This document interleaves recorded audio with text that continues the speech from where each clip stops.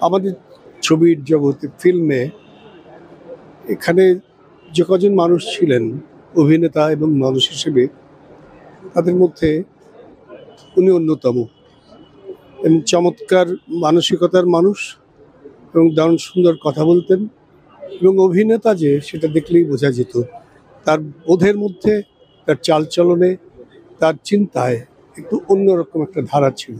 সে ধারাটা ছিল একটা সুন্দর জীবনের চিন্তা এবং সুন্দর করে মানুষের সাথে চলার চিন্তা।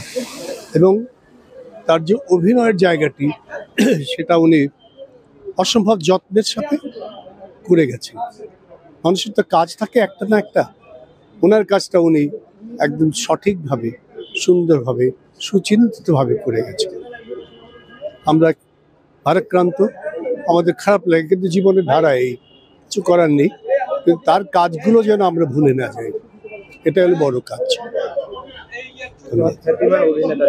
শক্তিমান অভিনেতা ছিলেন।